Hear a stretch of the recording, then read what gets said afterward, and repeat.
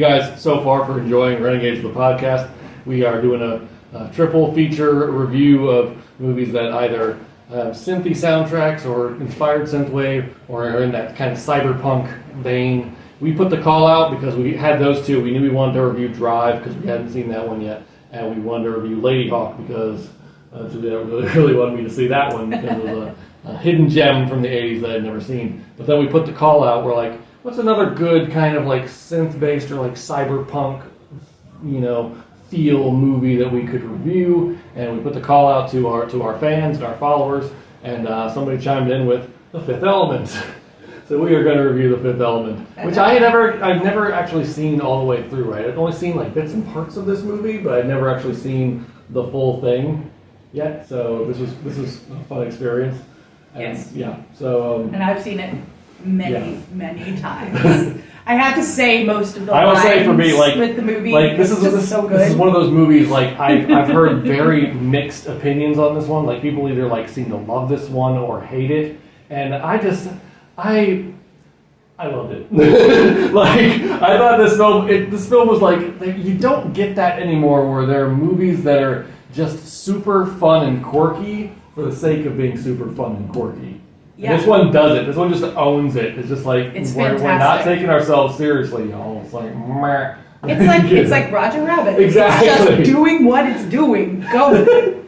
Like this is what we're doing. We've got Gautier's costumes. We have very arch actors. Jean-Paul Gaultier, by the way, not the Jean-Paul. singer Gaultier, not the right. Gautier. The designer. Gaultier, which, by the way, I fucking love. The costume design. The costume design. Oh my god! More people should get someone from fashion Couture. File. Couture should be involved with movies more frequently because, like, the visual look and that's of the costumes that's another was thing. Amazing. I love that, and that's the thing that like bothers me so much of like modern sci-fi and fantasy when the costumes are not, which is supposed to be like an otherworldly world or a far set future, and the costumes do not look weird enough. It is a problem for me. It is actively a problem. Like I watch fucking Force Awakens and Finn looks like he's wearing jeans I could buy at Target right now. And I'm like, no, it's not weird enough. It is a galaxy far, far away. Put some seams in some strange places or something. Like, come on.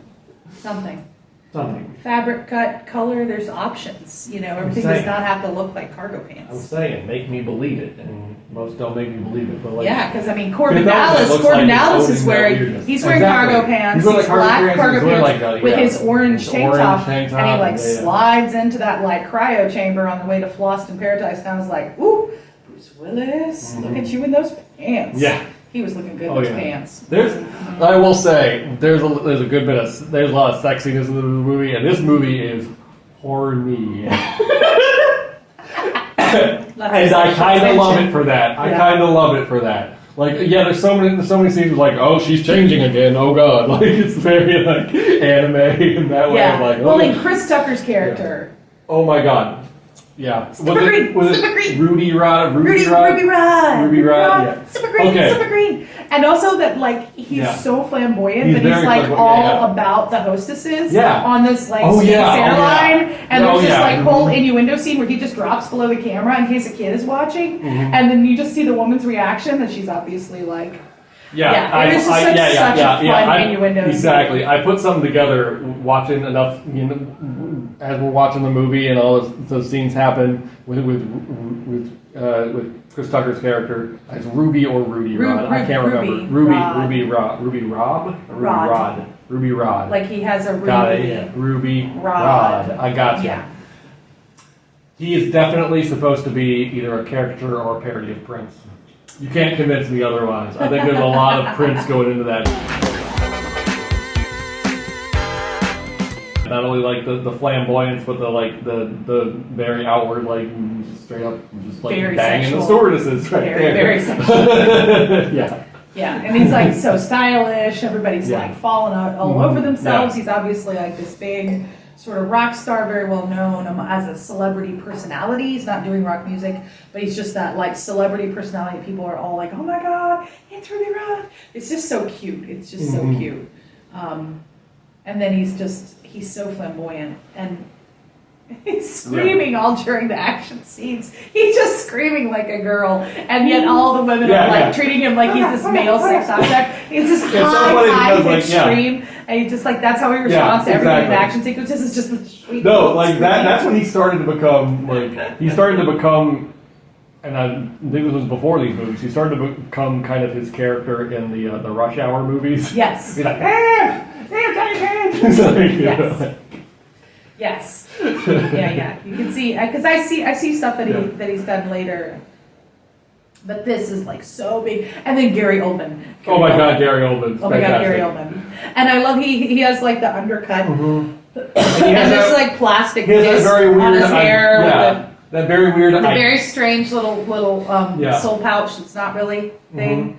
And that very weird, like accent. I guess you could call it a Southern, maybe what I don't know what strange, dialect crazy accent that you'd call that, but Gary Oldman just went to a very special place. I don't know, but I really wish he'd go to that special place more often. Like I love Gary. Don't get me wrong, I love Gary Oldman in anything. He's great. Use whatever accent, whatever. But like, why don't we get more weirdness like that? And why haven't we gotten like better? Why is like Mila Jovovich? She just does every bad Resident Evil movie, and that's all she's fucking done since this movie. Yeah, she got too typecast. People weren't willing to kind of go with it because she's so good. I mean, just so sweet, you know, and like doesn't speak the language at first, and she's just thrown into this world. She's this reincarnated or created or something like regenerated supreme being, and just gorgeous. And luckily, you know, as they're putting her together in the chamber, like, get the thermal tape. Otherwise, she would just have been naked the first half of the movie. So she's just like running around with thermal tape. I need to take pictures for the archives. Turn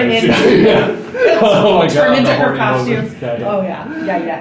And the people watching her is like, it was a supreme being, supposed to be perfect. And they're like, perfect, because she's like so cute. Yeah. But also, you know, that she falls into Corbin's cab.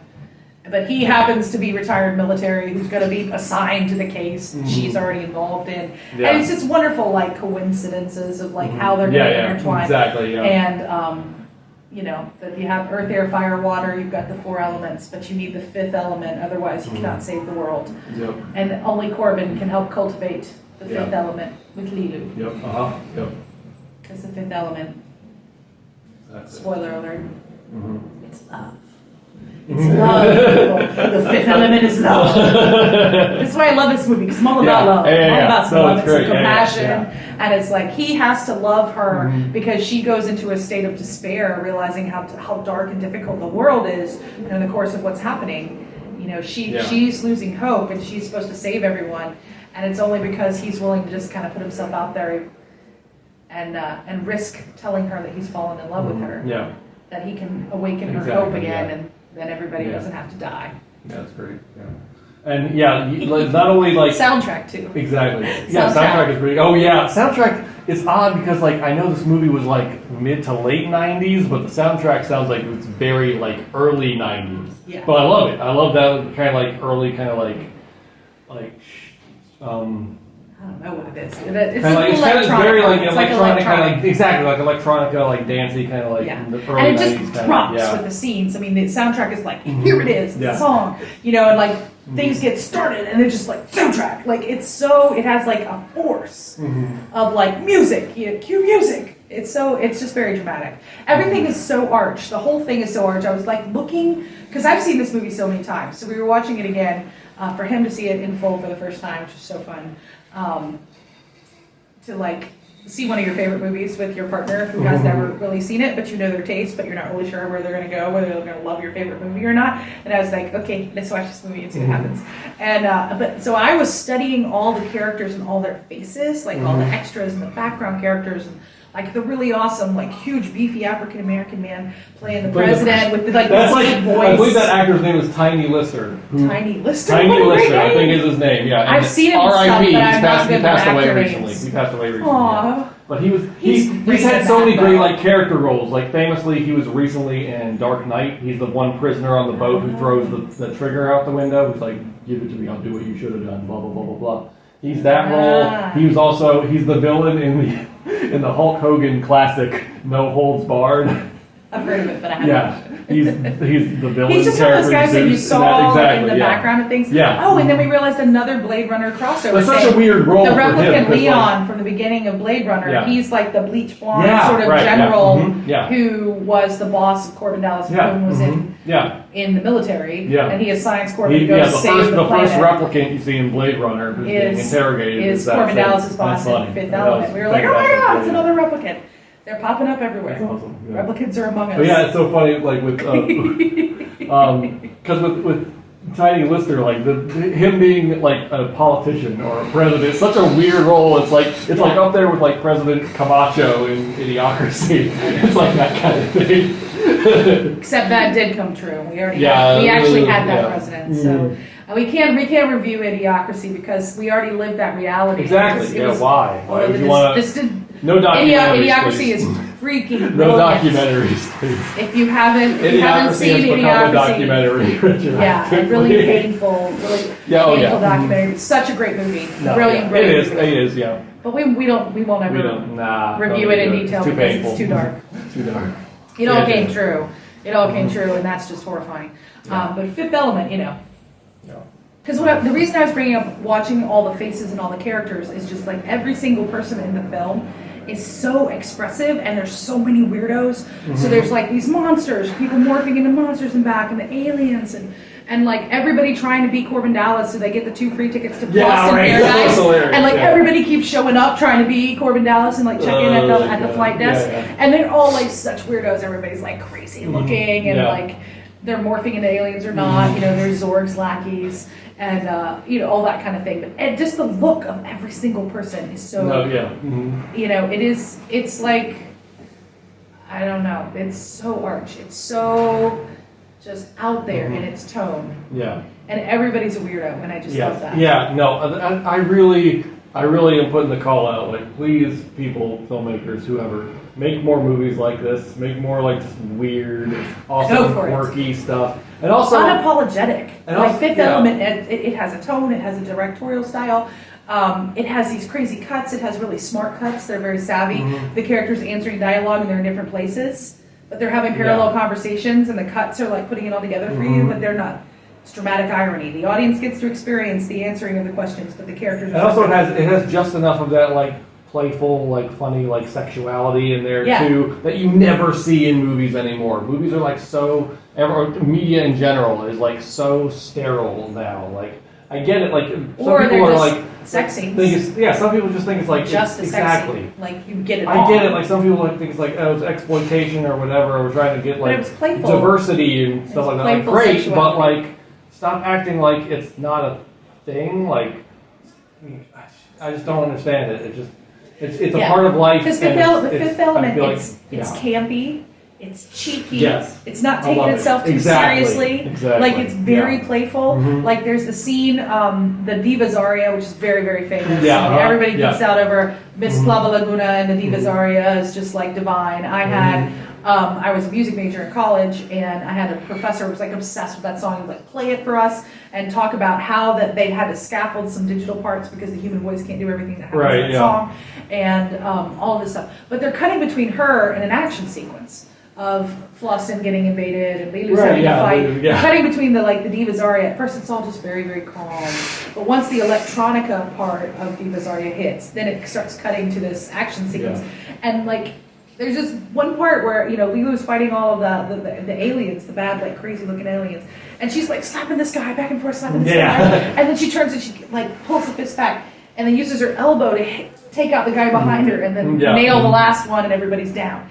And it was just like, Three Stooges. It was, like, campy, like, silent film era, like, and it was, you just don't see, it was so silly. Now we have to be like, I know Kung Fu, like everything has to be really cool, everything's, very polished, action, that's, everybody's a jujitsu, martial arts expert. Or it's quick cutting because they don't have the time to actually learn any fight choreography. I'm looking at you, Matrix Resurrections, anyway. So it's like, this was like, it was just so campy. Like, everything is campy, everything's cheeky, everything's very playful. And it does not apologize for being what it is. It totally goes for it. I love it. And that's why it's like one of my favorite movies of all time. done. Yeah, and you brought up the scene, the leeloo fight scene. The vibe I was getting from both, not only the kind of type of fight scene it was, but also like her like very kind of suspendery kind of outfit. It's funny, it was reminding us of what we talked about last time. It reminded me of Cowboy Bebop. So, oh wow, with, like yeah. the fighting, and also like I'm wondering now which came first as far as like the designs, like her outfit in that movie or like Faye's outfit in Cowboy Bebop, because it's very her look. similar.